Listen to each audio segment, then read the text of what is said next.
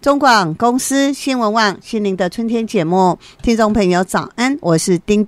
美伦。今天是3月18号礼拜二，要跟听众朋友做一个报道跟抱歉呢，我们1年1度从意大利托斯卡尼直接原装原瓶进来的橄榄油跟红酒醋，去年我们12月收到的消息呢，这一批货应该是2月底3月初会来到台湾哦。但是目前最新的进度是这一批货应该4月中才会来到台湾，因为呢这一个战争战事还是持续哦，所以呢整个航线哦有一个大挪动哦，那么这个航线只要有一个挪动呢，它的航期哦就会拖得比较长哦，所以真的很抱歉，请听众朋友多多的包涵哦。那么1年1度从意大利托斯卡尼直接原装原瓶进来的橄榄油跟红酒醋呢，目前正在接受您的团购登记当中，只是很抱歉的是，这一批货呢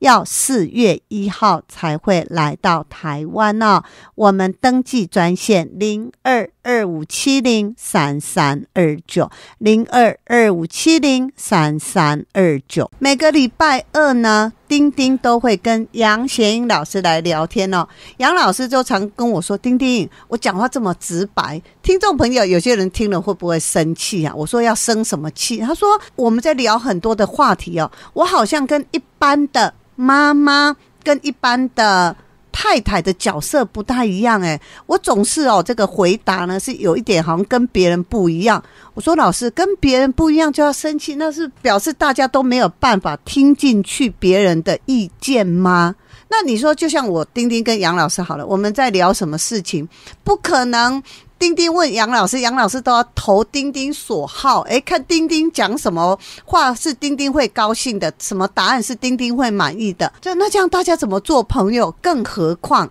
如果这个角色用在我们亲爱的家人身上，那个就好像以前古代的宫斗剧，有没有？那个后宫啊后宅那些女人们彼此的明争暗斗，我们有时候在日常生活当中，我们到底可不可以讲真话呢？所以今天呢，我们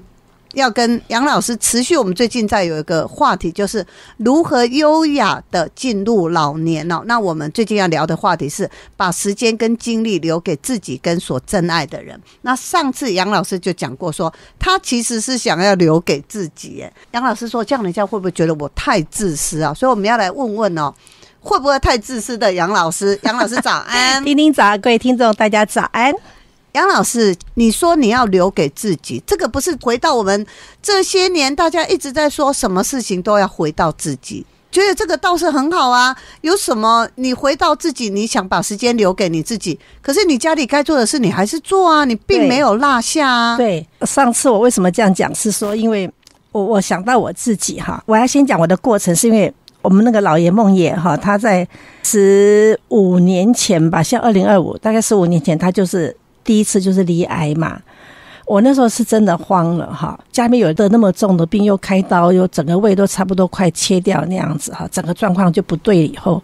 你整个人就慌了。有一次就是头一直还很晕，你知道，就去看一下医生啊。医生就说，哇，你那个高血压这么高，高到180、200左右，你怎么还没有吃药什么的？那我觉得我的状况没那么糟，可能只有最近比较累这样。他就说，那因为我是第一次去出诊嘛，他就说先让我回家再试试看，好，也许是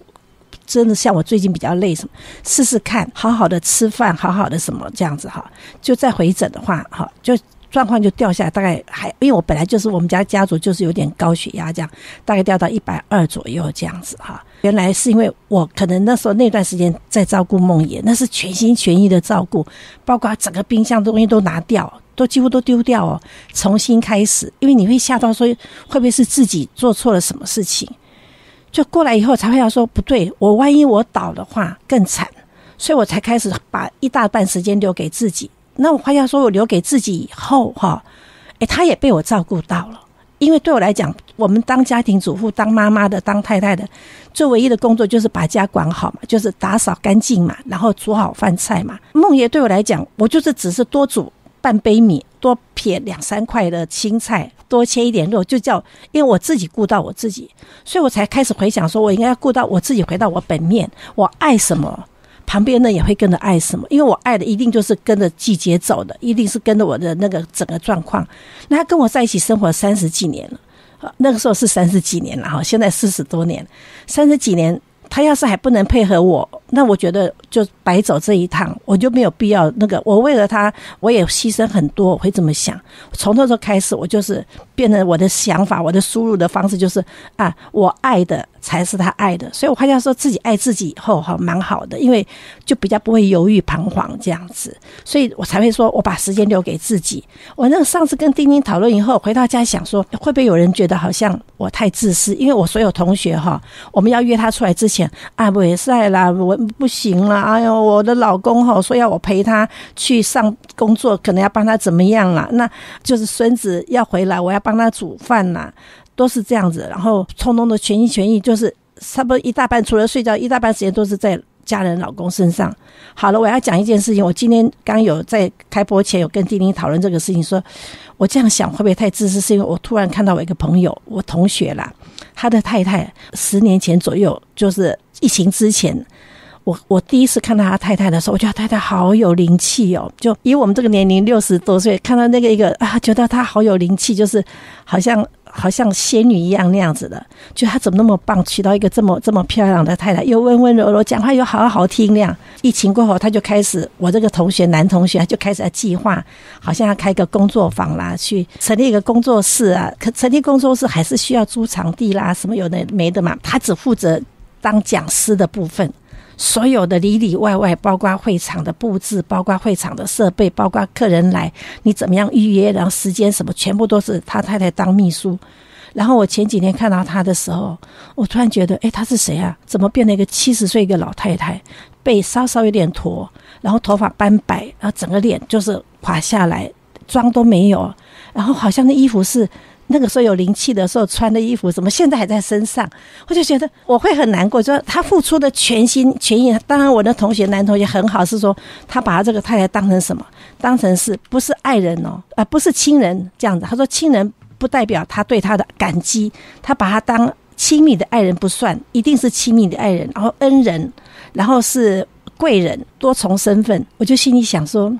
为了这个多重身份老了那么多，万一他倒了那这个身份有那么重要吗？只是因为多重身份让他变那么老。可是我那个同学的太太她做得很开心很满足，就是因为就是同学很感激这个太太嘛，又不敢讲，我就刚跟丁丁讨论说我觉得她好可怜，那可是我只是心里在想说好委屈那样，是我的不要。我问丁丁说我会不会太自私？其实谈到这里是不是杨老师自己觉得会不会太自私，或者看你这一个朋友为了她老公，为了她这个家鞠躬尽瘁到这种程度，就等于说你那个朋友不仅想要担任好老婆的角色，他也要担任好老公秘书的角色，还有撑起所有这些场面，里里外外，对，搞不好也是公关的角色，对不对？他很想要做这些事情，那可是杨老师就会觉得，如果你要做这些事情，把自己做的这个感觉上面容憔悴，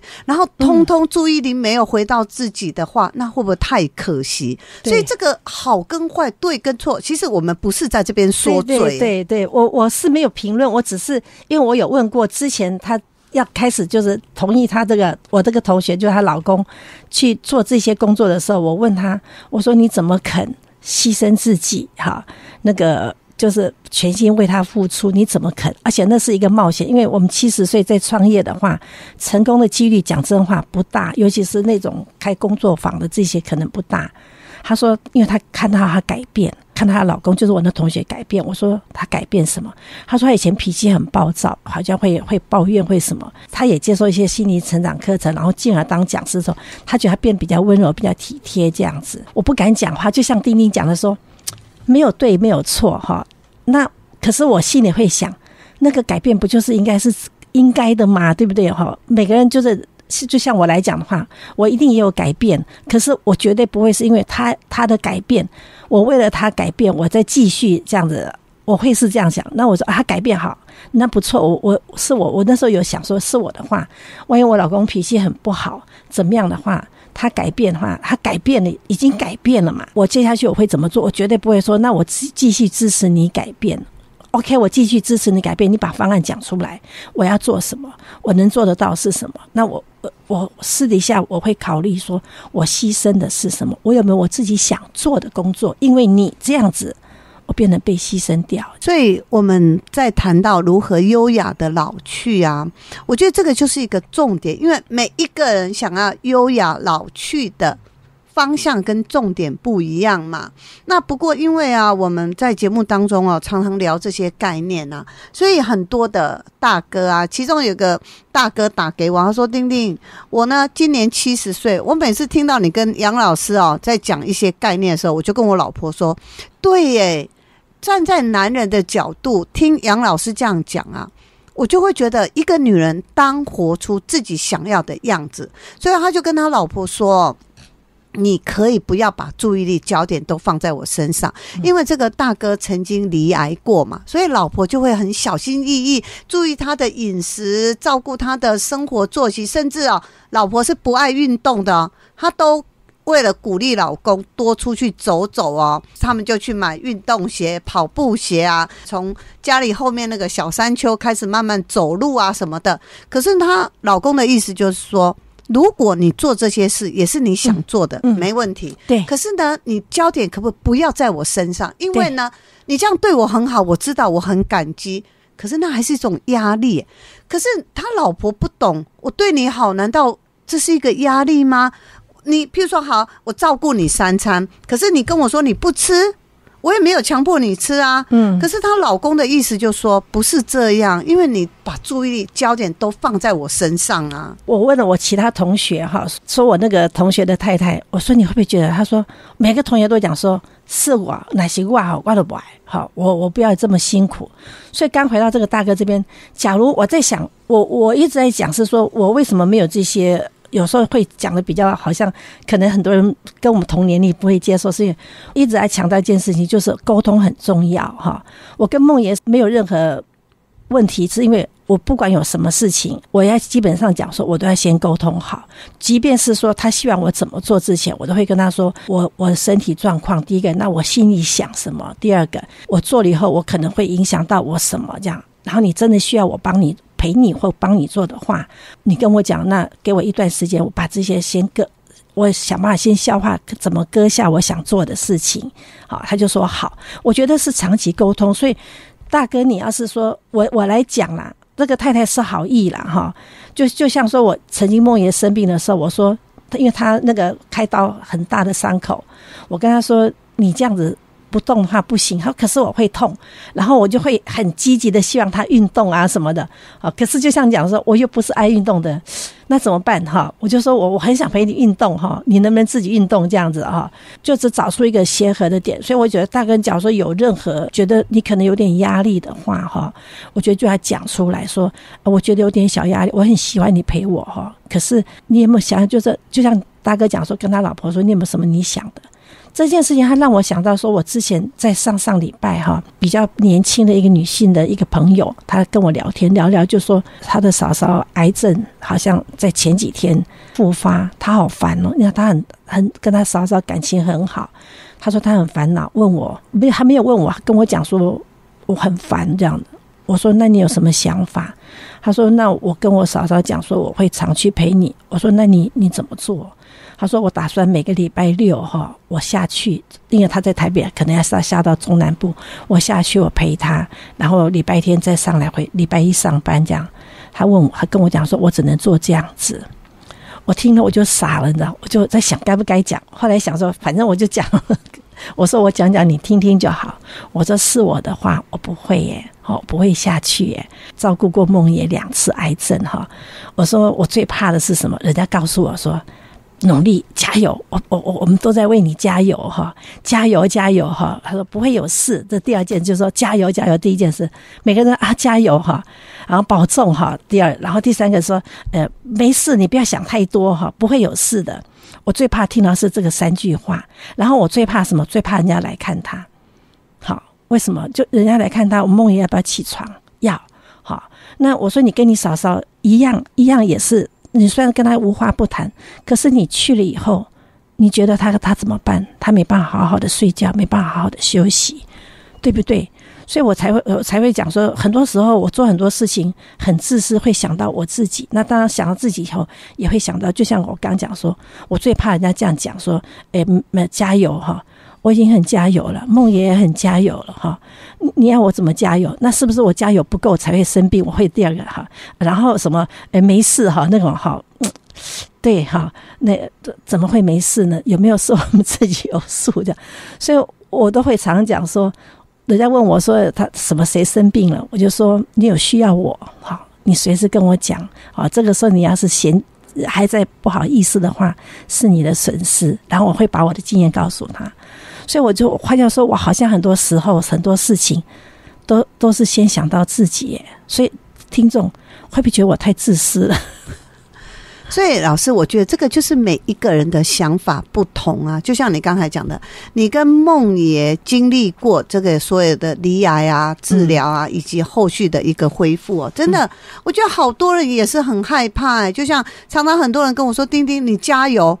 对啊，我就觉得我已经很努力了。那很多事不是我加油，这个油就加得满的。我一听到人家叫我加油，我的压力就大了。你要我加什么油嘛？对不对？我会这样想。对，所以呢，我觉得就像你这个年轻的朋友，他嫂嫂癌症复发，他就是说他每个礼拜想回去陪他哦。当然，如果他嫂嫂觉得啊，我好期待你每个礼拜来看我。没问题，对。可是如果他不愿意又不好意思说呢，我们怎么会知道？对，所以他是好意嘛，哈。那我嫂嫂一定不好意思，因为你想想看，他工作也很忙的，他就利用那个假日开车过去，然后我就说，第一个你要考量说，我说你考量一下，你做不做得到？他说我尽量。我说你的工作接得满满的哈，你做得到你才讲话哦。那第二个你要考量人家，因为我说你真的你做得到，你会不会压力也很大？当你压力大，你是不是那个开始就有点烦躁，对不对？做任何事情之前就要先真的，我都会先把时间都先想想自己该做什么。然后他又问我说，那他该怎么办？我说你第一次今天就明天就是那个假日周日你就去看他，因为你才刚刚知道，你看他，然后你就带他可以吃的补品哈，比方说像什么筋之类的哈 ，OK。那第二次哈，你问了他以后，然后你就上网查。我说现在年轻人都很会上网查嘛，你去查好，有些鱼有没有，有些肉哈是无毒的，很好，而且是处理好的，他只要下锅的方法就帮他定下去。你就把你那个车钱呢，把你那个时间当1个礼拜或2个礼拜的量的鱼，2个礼拜3个礼拜的鸡，就每个礼拜都寄一份，跟他说嫂嫂，我随时你吃完随时要跟我讲，我这边很方便哈，我只希望你好，你不要顾虑到我，这样讲他会接受。我说就像我梦爷癌症的时候，我一个朋友先送了3条鱼，他都切好了，因为我们不会处理嘛，他都切好一片一片的哈。隔了2个礼拜问我说，你那鱼吃完了没有？我就想啊，对哈，我要出去买那么好的鱼，我去哪里买？因为我要照顾人，我还要工作。我说刚刚好吃完，我就跟他说，你能不能帮我再切小块一点？他说没问题。然后那个整个疗程所有的鱼都是他供应的，可是先讲好，第2次我要付你钱。好，第1次你是好意的，第2次不行。他也甘愿了，因为他也不可能天天帮我出这个钱，所以我们现在就变得无话不谈的好朋友。所以我常常讲说，我想先想到自己的需求，你才会想到旁边的人，也许他也跟你一样的状况，会比较更好。对，所以呢，我觉得这个也同理可证，可以适用在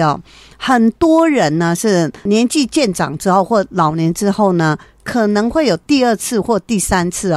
跟另外不同的伴侣谈感情的经验嘛。那最近呢，就有一个大姐也是大概65岁左右，她刚退休，她说丁丁，她因为她之前离过婚嘛，然后后来因为她一直都单身，也没有小孩，去年跟交往4-5年的一个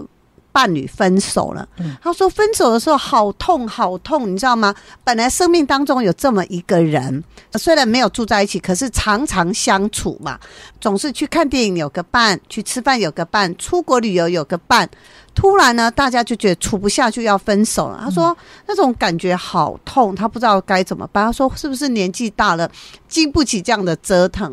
后来他就想通一件事，他说我们2个呢彼此不是不爱，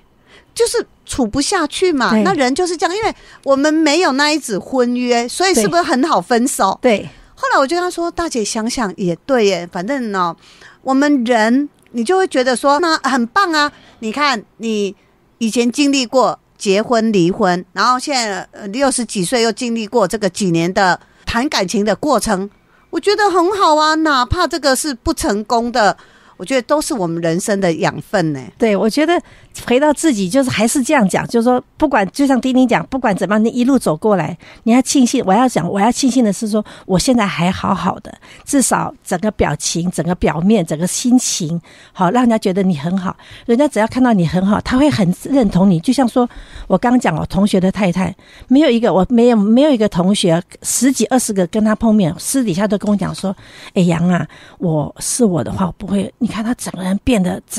变形了。”所以我常讲说，在做这个爱别人动作之前，你把你自己处理得很好。哎，你看她帮她老公，她还可以容光焕发，每天笑嘻嘻的，整个担子没那么重的时候，人家会支持你，你知道吗？那你弄得好像就是整个人我们都觉得好憔悴，觉得好像整个那种感觉就觉得说不值得。对，所以我们聊到如何优雅的老去，他这里面的建议是你要把时间留给你自己跟真爱的人哦。那杨老师呢，他是想要先留给自己，不晓得听众朋友你想要留给谁呢？这个也是我们节目当中哦，我们常常在聊的一个话题哦，就是如何回到自己，如何再好，哪怕你有伴侣、有另一半或者有老来伴的一个相处当中，我们都希望焦点可以回到自己哦。杨老师，我们就下次见，下次见，拜拜。广公司新闻网心灵的春天节目，听众朋友早安，我是丁美伦，今天是3月18号，礼拜2啊，要特别提醒我们住在新竹、台南跟高雄地区的朋友啊，这个礼拜天早上的8点半报道，9点到12点呢，我们要来到新竹举办活动啊。那么下个礼拜六3月29号早上在台南，下午在高雄啊，我们要邀请到郑继凯郑大哥啊，他呢从石墨碳纤维里面呢化整为零的一个保暖辅具概念呢，另外还有一个温热刮痧缓解疼痛的概念哦，我们在台北的课程当中哦，大家都有来分享哦，所以我们这个礼拜天早上在新竹，下个礼拜六早上呢在台南，下午在高雄哦，非常欢迎这3个地区的朋友呢来参加我们这个活动，报名专线0225703329。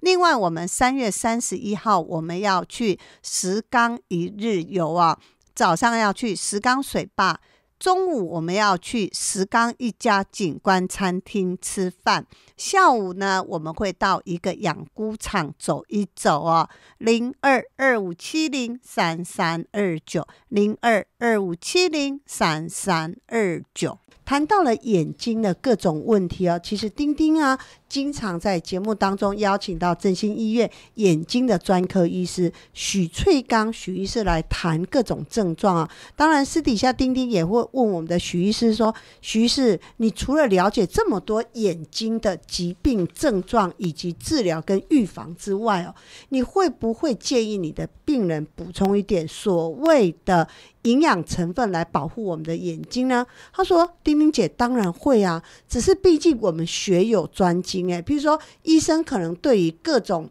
症状很了解，疾病很了解，治疗也是专长，但是对于营养的介入他就开玩笑说你比谁都清楚，我们医生的这个营养学分修得很少嘛，所以恐怕就是熟知的譬如说鱼油啦、叶黄素啊。但是我就跟我们的许医师说，许医师你知道吗，很多人对于眼睛的营养成分几乎谈到最后就是只有叶黄素。他说丁姐这个当然是不够的啊，对于眼睛需要什么样的营养成分才能够让我们全方位的做一个保护跟保养呢？我们的保健食品工程师冠伟呢，曾经跟一个眼科医师在讨论这个配方的时候呢，他就谈到了一个比较全面性的防护。所以我们今天要持续这个话题，跟冠伟来聊天。冠伟早安。各位听众早安，丁丁早安。冠伟，其实跟眼科医师要谈到了眼睛营养的介入啊。上次你有谈到说，其实我们是从一个西医的营养概念、疾病症状来聊，但是你最后还是要先把我们的《黄帝内经》先谈出来哦。谈到了中医，我们都说肝开窍于目，所以呢，如果你要保护我们的眼睛，必须要先护肝。这个观念可不可以再跟大家做一次说明？大家会不会觉得，这个包山包海会不会包得太离谱啊？生病了要看医生，但是平常保健呢，确实就要靠自己啊。所以呢，在保健的这些知识上面呢，大家呢可以多吸收、多了解。我们讲到眼睛，通常都会想到就是叶黄素嘛。那可是呢，就像我们之前有讲过，叶黄素它可以帮我们抵抗现在无所不在的蓝光对于我们眼睛的伤害。但是呢，确实眼睛会产生的问题不是只有蓝光所引起的，可能还有其他的许多的问题。最主要的就是要让大家多了解一些新的营养成分哦。那我们今天才要特别来讲这个跟肝脏有关的。那我当初呢，在跟这个医生介绍这个配方成分的时候，我讲到一个关于保肝的部分。那一开始呢，医生也觉得很纳闷，肝脏跟眼睛，他说冠伟会不会离得有点远呢？我说当然，这个是以西医的角度来看的，但是如果以中医的角度来看的话呢，整个眼睛啊，它所谓的视觉并不是单这个眼球这个结构而已，必须要看它的整体性。你今天眼睛所接受到这个光线在视神经产生的讯号，它是怎么样的作用？这个讯号呢，要透过我们神经系统传达到我们的脑部视觉皮质区。那在这个传递的过程当中呢，我们必须要保持什么？血液循环的顺畅。那这个血流，也就是所谓的心血管系统，跟什么会有相关性？除了我们的心脏把这个血液送出来，当然就要从这个肝脏来讲，因为肝脏它是负责怎么样把这个肝血做一个过滤，是一个身体一个非常重要的排毒的一个工具。所以我们以这样子来跟这个医师解释的时候，医师他比较能够接受。但是呢，我们再来看看我们的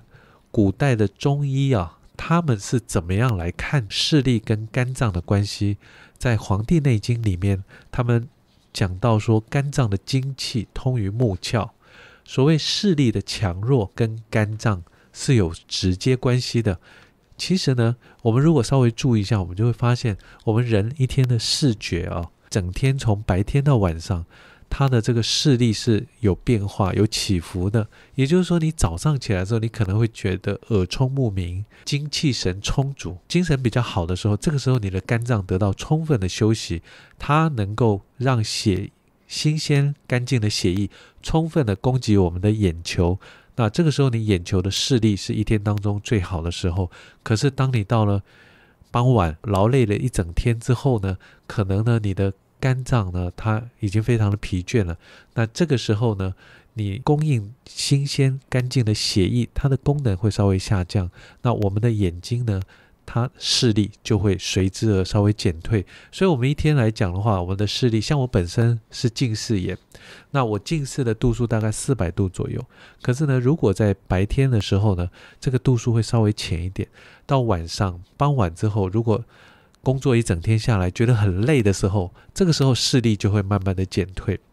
那这个就又好比说，我们如果一整个晚上熬夜啊，肝脏就没有办法休息。那你隔天的时候呢，你的眼睛啊可能就会什么充满血丝，比较多眼泪。这个就是中医上所讲的叫做肝火上炎。肝火上炎是发炎的炎，也就是说，当你肝脏在发炎的时候，他说常见目赤多泪。目赤就是眼睛发红，而且呢分泌物特别的多，眼泪特别的多。肝脏发炎的时候，眼睛会充满血丝。肝脏黄疸的时候，你眼睛是不是变黄？肝脏跟眼睛确实是息息相关的。我们所讲的这个身体的重要经络所谓的肝经啊，肝经有一个重要的穴道，它就是连接到我们眼睛这个眼头两侧2个眼睛的眼头有一个叫睛明穴，那这个穴道呢就是跟在肝经上面的一个非常重要的穴道。肝开窍于目，肝气通于目，肝合则目能辨五色矣。古代的中医它讲的其实也是有它非常一套完整的逻辑，这个角度来切入的话，我们就可以知道说，原来眼睛好不好确实跟肝脏也有关系的。这个时候我们就会去思考说，我们如果在做这个营养补充的时候，可能就要特别再去注意到是不是有跟肝脏相关的这样子的营养成分。所以这个就是丁丁特别请到我们保健食品工程师冠伟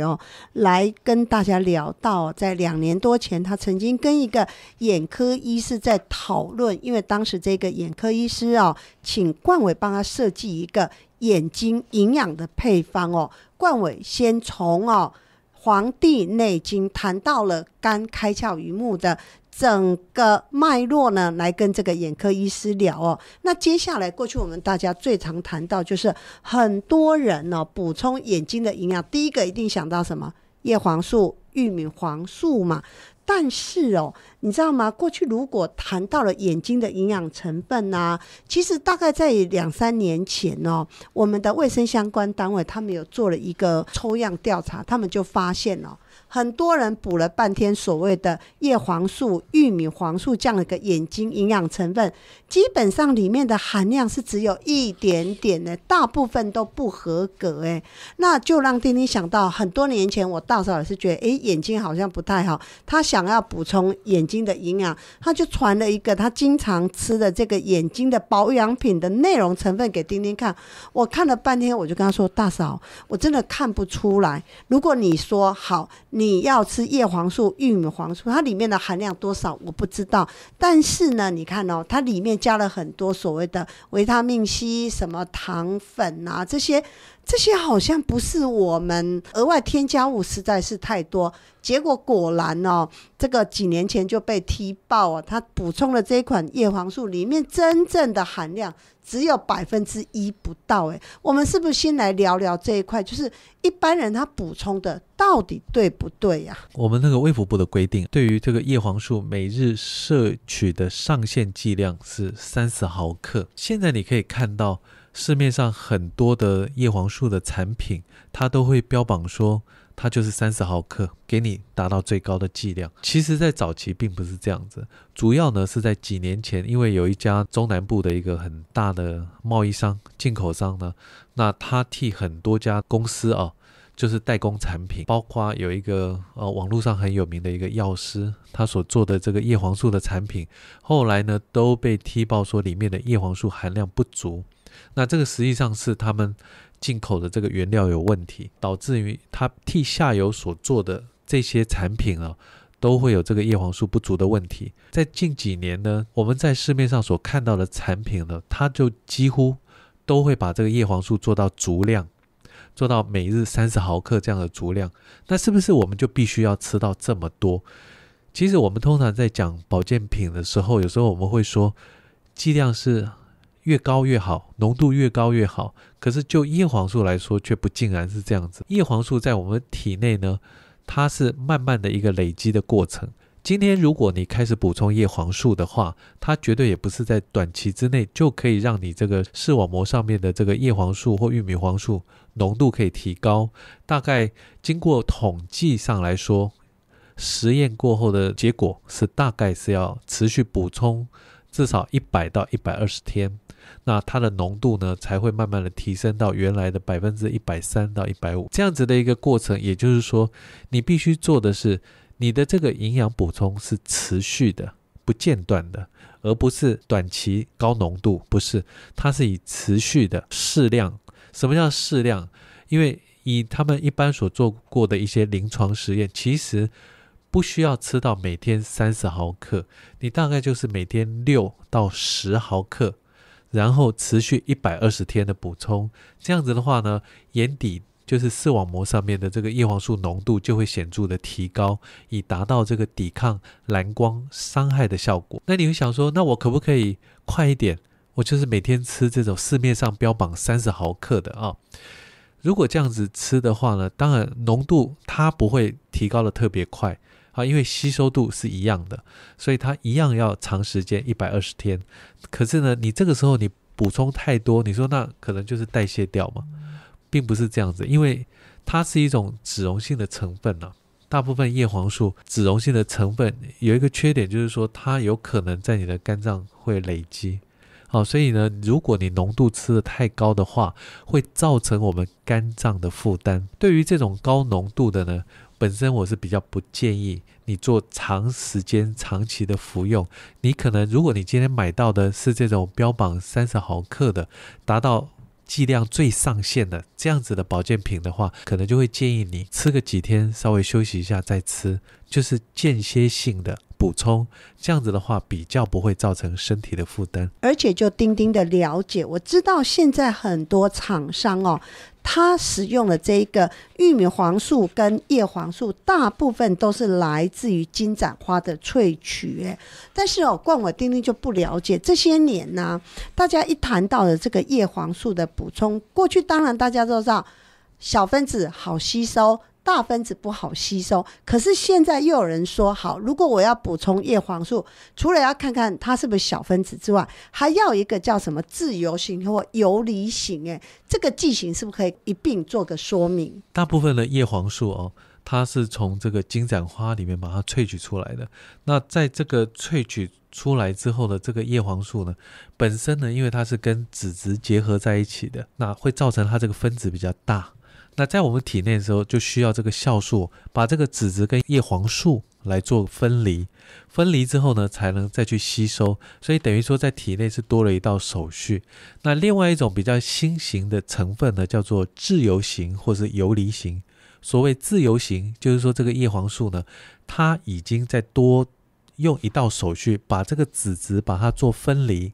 把它做分离的时候，这个时候叶黄素呢没有被这个脂质给绑架，没有被这个脂质给黏住，所以我们把它称之为自由型或是游离型。那它的分子呢就相对的比较小，在我们的体内也不需要再额外多一道手续透过酵素来做分离，那当然它的吸收就会稍微比较好一点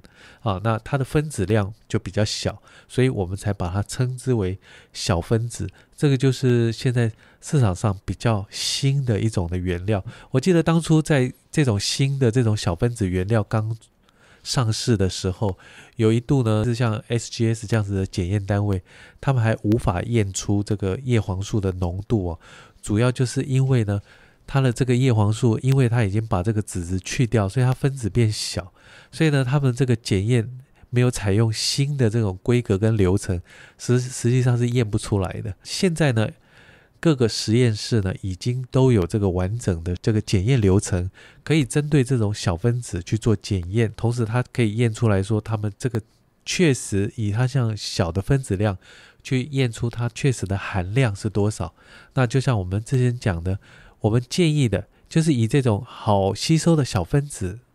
叶黄素来说的话呢，你可能一天呢大概吸收到6毫克，最多10毫克就已经绰绰有余了。那如果是年轻的或是小朋友，现在很多用3C 产品很多，他们要补充叶黄素的话呢，可能就是减半，3毫克到6毫克就可以了。尤其是以学童来说的话呢，我是比较不建议你去市面上买那种真正高剂量的，因为这样子对小孩子来说的话，他的肝脏的负担会比较大。不过冠伟聊到了眼睛的营养成分丁丁还想到什么你知道，譬如说贝塔胡萝卜素、茄红素、叶绿素，熟知的维他命 A， 因为你知道有一些人夜盲症，他就必须要补充维他命 A 或者以前也不是有个广告嘛，叫鱼肝油，鱼肝油其实它最主要的成分就是维他命 A 嘛。那接下来维他命 D， 这是或者矿物质，对我们眼睛的营养成分都是很重要的。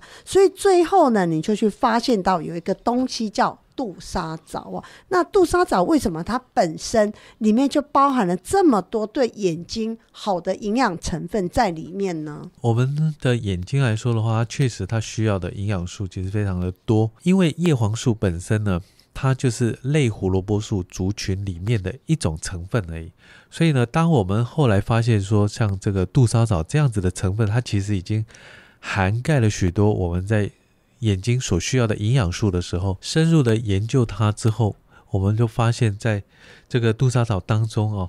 它含有的这个活性的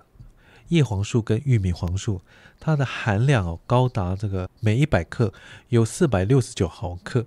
那我讲这些数字可能大家没有概念，但是呢，我如果来做一个对比，以菠菜来说的话，大概是菠菜的39倍，番茄的茄红素的含量来说，每克 41.8 微克，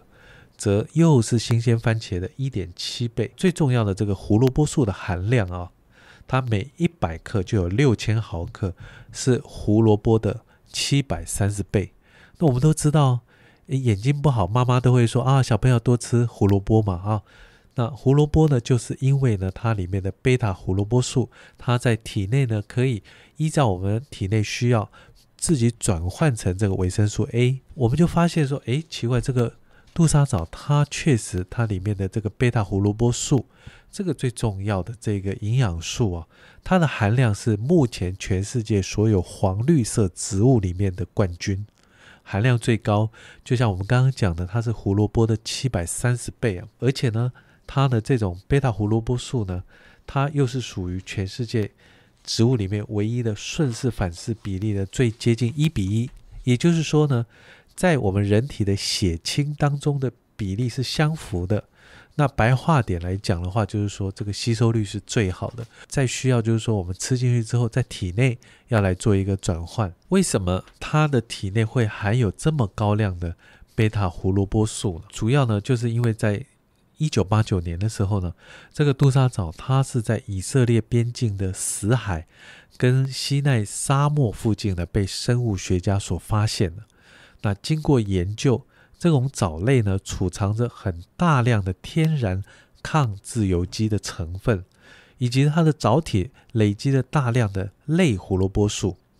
为什么会这样？那是因为呢在当地它生长的环境在沙漠附近，而且呢离死海很近，所以呢它这个地方呢水分的来源是盐度非常高的，还有这里的温度非常的高，是一个高热高盐度，以及呢在沙漠中它的日晒非常的强，也没有任何的遮蔽，紫外线强，再加上呢它的温度非常的高，再加上它的水分的盐度非常的高，这些伤害呢对于生物来说，它确实会产生很多的这种，你就需要很多的抗自由基的成分来做抵抗。这是一种自然演化出来的，才会让这样子的藻体，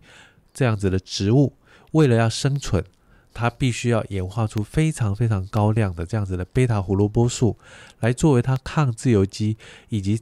抵抗这种强烈的日照，这种光害所需要的一些成分在它体内。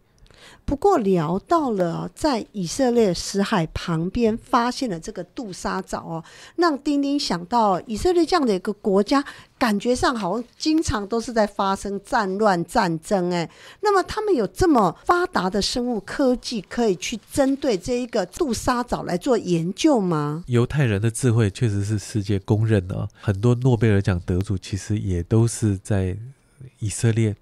那以色列呢，他们的生物科技呢，在全世界是数一数二的了，所以呢，这个倒不用怀疑说因为他们连年的战争可能其他的部分就没有那么发达。事实上不是这样子的，以他们现在的医疗设备呢，跟药品的历史其实已经有超过100多年，现在也有1000多家的制药厂、制药公司，也就是说呢，每100万人口当中就有128个生物科技公司来说的话，它这样子的生物科技公司的密度，事实上在全球是排名第1名的。保健成分上面的研究，确实在全世界是非常尖端、数一数二的。过去20年来，他们常常被称作为微藻帝国。何谓微藻帝国？也就是说，他们在这种藻类的培植技术上是独步全球的。今天从20年到现在，还没有第2个国家超越它。所以呢，目前呢，在全球培植杜莎藻技术最领先的国家仍然是以色列。为了要扩大它的产量，降低成本，这些以色列的生技公司呢，它甚至呢陆续也将他们的培植技术寄转到其他拥有更大的土地面积的国家，例如像印度，它的腹地比较大，同样呢它也是一个比较低纬度、比较高温、高热的国家，很适合这个杜莎藻生长。所以现在有很多的这种杜莎藻，它已经是算是人工培植，在印度这个地方也有很多的以色列来设这样子的分公司，他们的培植呢，现在都是把它种在这个长长的玻璃管里面，然后去严格的控制它的水源，控制它的环境，让它不会有这些像它原来生长的环境可能还会有一些重金属的污染啊等等的。但现在你把它培植在这个玻璃管里面，你同样可以得到很强的日照，同样呢可以得到很高的温度，这是他们所需要的温度，创造同样恶劣的环境，同时呢又可以去除掉先天的一些环境污染的问题。所以呢现在培植的风潮就是逐渐从国内呢把它转移到像印度这样有比较大的腹地的国家去做发展。不过谈到了这种生物科技啊，丁丁比较好奇的是那么杜莎藻到底是什么时候它的整个研究会转向对于眼睛的营养保健概念呢？下次的节目当中我们会持续跟冠伟来聊这个话题冠伟，我们就下次见啦。 OK， 拜拜拜拜。广公司新闻网心灵的春天节目，听众朋友早安，我是丁美伦。今天是3月18号礼拜二要特别提醒我们的听众朋友，最近我们在节目当中邀请到郑继凯郑大哥来聊到化整为零，用石墨碳纤维这个研发的一些保暖辅具呢，从头到脚都有那么我们明天早上呢是在我们台北市敦化南路一段57号11楼之5呢，郑大哥会带着他这个从头到脚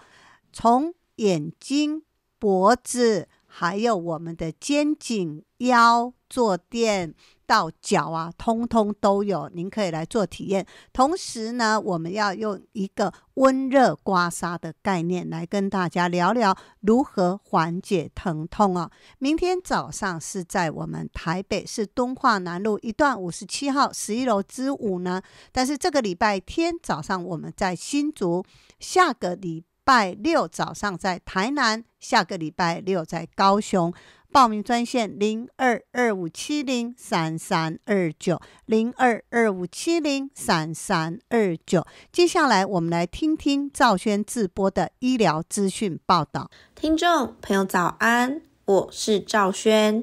今天要跟您分享的是联合报健康版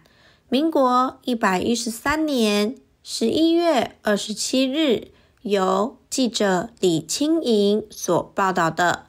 咳嗽最怕肺有事，咳郁3周速就医。俗谚说疑心怕地扫，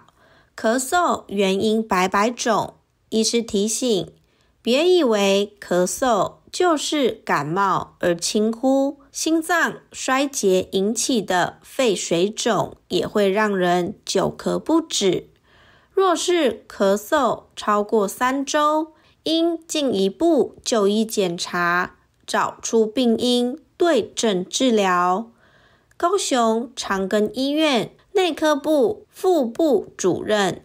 王金洲表示，咳嗽的成因多，最常见感冒出现咳嗽症状，任何肺部、胸腔器官变化也可能引起，如肺炎、结核病、气喘、慢性肺阻塞、肺癌等。咳嗽常被认为是肺部出了状况，事实上，心脏、肠胃道不好也会发生咳嗽，例如心脏积水、胃酸逆流，甚至骨头、鱼刺卡到等症状也会咳嗽。咳嗽按照症状持续时间可分为急性、慢性。急性如感冒、肺炎等，慢性则有肺结核、肺水肿、肺癌等。王金洲指出，咳嗽仅是症状表现，虽然可用药缓解症状，但根本治疗仍需回归疾病的成因，例如糖尿病、高血压、气喘等慢性病治疗。若咳嗽超过3周，久咳未愈，应就医检查诊断，避免肺癌、气喘、梅浆菌感染等，以利及早发现治疗。为厘清疾病成因，常会进行 X 光、抽血等检查，甚至电脑断层检查。王金洲说，一般状况7-8成患者可接受抽血， X 光检查就可以判断病因。怀疑有肺癌、心衰竭等问题时，必须电脑断层检查确认。中医观点，咳嗽分为热咳与寒咳。马偕医院中医部主任陈光伟表示，热咳为一般风寒感冒，因病毒、细菌侵入导致身体发炎，出现喉咙痛、发烧、全身酸痛等症状。寒咳则是身体虚寒的感冒，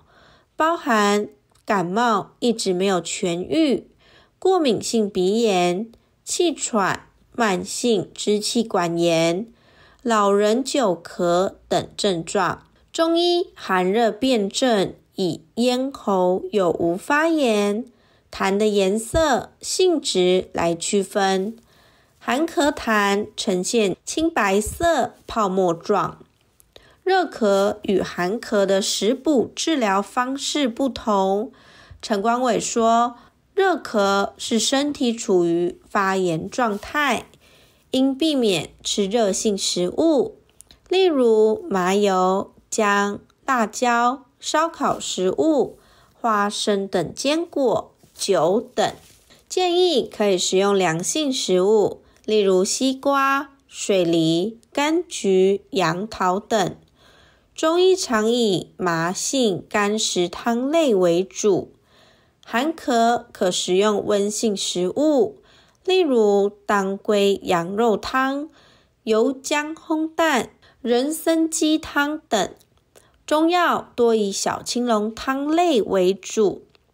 陈光伟提醒，咳嗽期间不宜食用刺激性食物、寒凉食物及甜食，例如烤物、炸物、姜辣食物，以避免刺激呼吸道产生痰。